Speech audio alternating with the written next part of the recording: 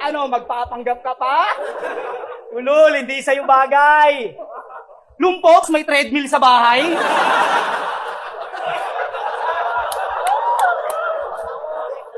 Sige nga, sabihin mo sa amin bakit may treadmill doon na nakaharang?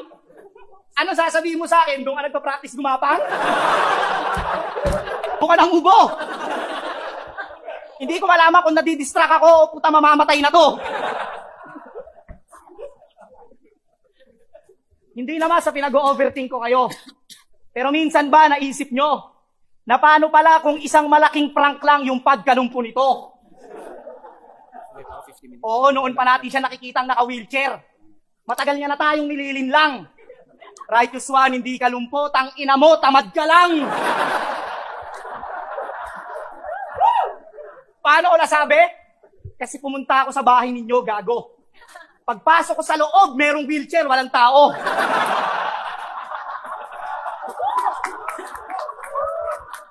Kaya dumiretso ako sa banyo at sa nakakabiglang tagpo, naabutan ko to si gago, tumatae, nakatayo. Nagpapakabit daw ako ng contact lens. Tanginan to. Ikaw nga stand pinapakabit mo. Buti pa katol, may stand. Stand? Katol? Stand katol.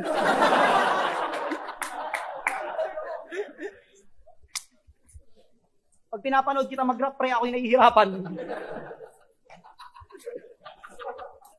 Country nga, game? Tsaka kita naman sa katawan, puta, kahit pa magsinungaling. Kung di ka talaga nag-e-ehersisyo, ba't payat ka pa rin?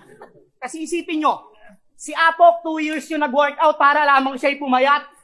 Ikaw hindi ka naglalalakad tapos hindi ka bumibigat. Kaya Joshua Beringer, wag mo na kaming ginagawang tanga. Paano mo nagagawang humarap sa kanila na may scripted na paa?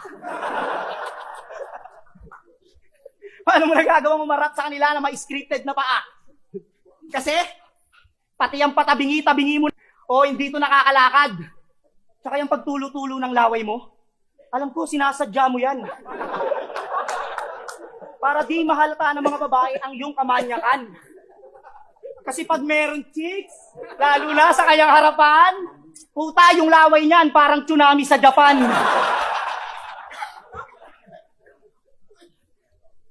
Pati yung tayo, sinabi ko na sa kanila ang totoo. Paano na? Umaasa ka pa rin ba na mapapaniwala mo sila? Umaasa ka pa rin ba na mapapaniwala mo sila? Wala na tayong dapat pag-usapan, tol, talo ka na.